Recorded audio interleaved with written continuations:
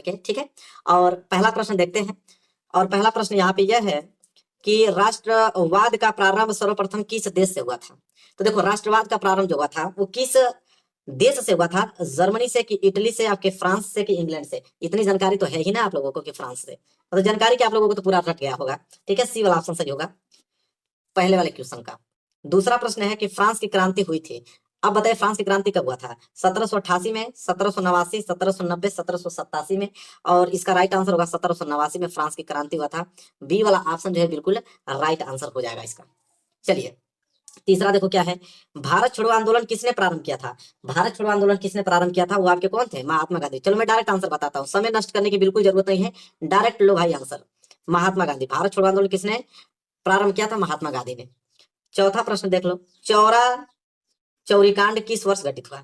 तो चौरी चौरा कांड जो हुआ था मेरे प्यारे बच्चों 1922 में, 1922 में। ठीक है, इसका ट्रिक आप याद कर सकते हो, जैसे चौरी चौरास दोनों सेम वर्ड दिख रहा है ना, तो आप जान लेना कि यहाँ भी 2 होगा, यहाँ भी 2, मतलब लास्ट में 22 आएगा ही आएगा। तो ये ट्रिक छोटा सा इस्तेमाल कर लेना याद करने के लिए, और क्या चाहिए। पांचवा प्रश्न देखो क्या है, हिंद स्वराज पुस्तक के लेखक। देखो, हिंद स्वराज पुस्तक के लेखक कौन थे? सरदार पटेल बिल्कुल नहीं, बाल गंगाधर तिलक नहीं, महात्मा गांधी थे। ऑप्शन देखते हैं इधर, देखो आ गया ना ऑप्शन तीसरा, महात्मा गांधी। ठीक है, हिंद स्वराज पुस्तक के लेखक कौन है? महात्मा गांधी जी। इसके बाद ये भी तो महात्मा गांधी ही होंगे। करो या मरो का नारा किसका दिया था? मतलब किसने दिया था करो या मरो का नारा? महात्मा गांधी ने ही तो दिए थे। लो भाई, डी वाला ऑप्शन। मतलब सारे क्वेश्चन आपको याद हैं, ठीक है, बस आप लोगों को रिवाइज करके जाना मेरे प्यारे बच्चों। तो करो या मरो का नारा किसने दिया था? महात्मा गांधी जी ने। चलिए आगे बढ़ते हैं। और प्रश्न नंबर 7वां देखो क्या है। महात्मा गांधी दक्षिण अफ्रीका से वापस कब लौटे थे? तो महात्मा गांधी दक्षिण अफ्रीका से जब लौटे थे मेरे प्यारे बच्चों, वो था 1915। बी वाला ऑप्शन जो है बिल्कुल राइट आंसर हो जाएगा इसका, बी वाला। चलिए, 7वां प्रश्न भी क्लियर हमने कर रखा। आगे बढ़ेंगे 8वां प्रश्न। 8वां प्रश्न यह है कि वंदे मातरम गीत किसके द्वारा लिखा गया था? तो वंदे मातरम गीत किसके द्वारा लिखा गया था मेरे प्यारे बच्चों? वो आपके हैं बंकिम चंद्र चट्टोपाध्याय द्वारा। पहला वाला ऑप्शन, बंकिम चंद्र चट्टोपाध्याय द्वारा वंदे मातरम गीत लिखा गया था। आगे बात करें तो प्रश्न नंबर 9।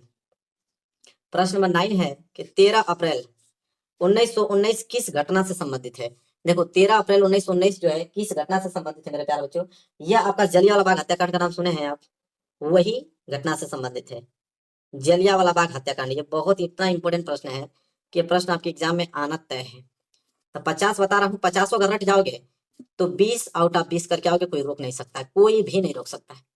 चलो आगे बात कर लेते हैं। प्रश्न नंबर 10वां, महामंदी का प्रारंभ किस वर्ष हुआ था? महामंदी का प्रारंभ हुआ था 1929 ईस्वी में। और सी वाला ऑप्शन बिल्कुल राइट आंसर हो जाएगा, सी वाला ऑप्शन। महामंदी का प्रारंभ किस वर्ष हुआ? 1929 में। ये भी प्रश्न स्टार बना लेना, स्टार क्या बनाना सभी याद करना है, लेकिन ज्यादातर मतलब ये प्रश्न पूछे जाते हैं, क्योंकि 50 में बता रहा हूँ तो 50 में से तो 20 ही ना पूछेगा, लेकिन 20 पूछेगा तो उसमें 100% ये पूछेगा महामंदी का प्रारंभ किस वर्ष हुआ? 1929 में। प्रश्न नंबर 11 की अगर हम बात करें तो प्रश्न नंबर 11 है कि संयुक्त राष्ट्र संघ का मुख्यालय कहाँ पर स्थित है? तो देखो, संयुक्त राष्ट्र संघ का जो मुख्यालय मेरे प्यारे बच्चों है, न्यूयॉर्क का नाम सुना होगा आपने, सी वाला ऑप्शन जैसा देख पा रहे हो न्यूयॉर्क में है। संयुक्त राष्ट्र संघ का मुख्यालय न्यूयॉर्क में। चलो प्रश्न नंबर 12 देखो, संयुक्त राष्ट्र संघ की स्थापना कब हुई? अभी हमने क्या देखा, संयुक्त राष्ट्र संघ का मुख्यालय न्यूयॉर्क। अब यह प्रश्न है संयुक्त राष्ट्र संघ की स्थापना किस सन में हुआ था?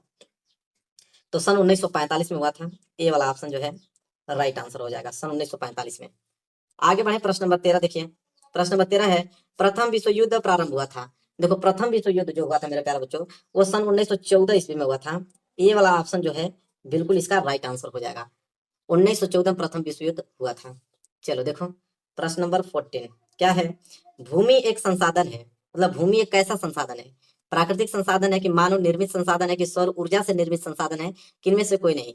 तो भाई देखो, भूमि जो है ना एक प्राकृतिक संसाधन होता है, इसलिए पहला वाला ऑप्शन जो है बिल्कुल राइट आंसर हो जाएगा। कैसा संसाधन होता है भूमि? प्राकृतिक संसाधन होता है।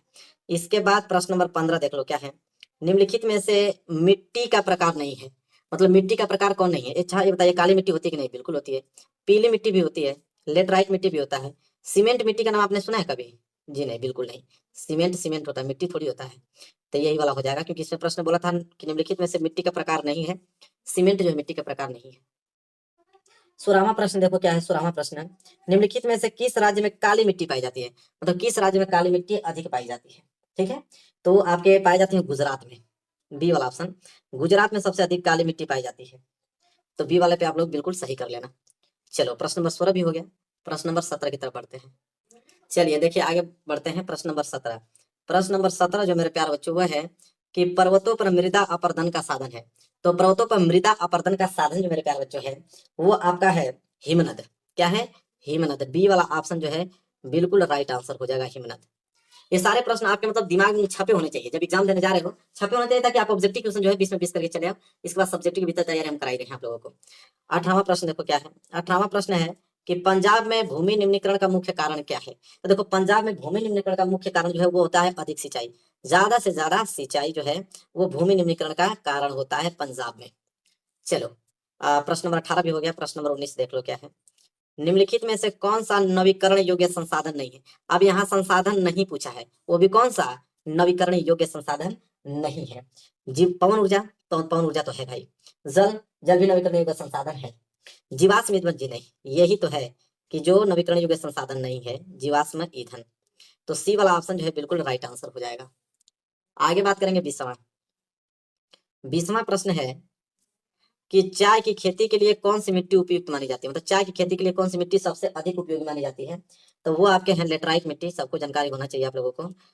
डी वाला ऑप्शन जो है बिल्कुल राइट आंसर हो जाएगा। चाय की खेती के लिए कौन सी मिट्टी उपयुक्त मानी जाती है? लेटराइट मिट्टी, डी वाला।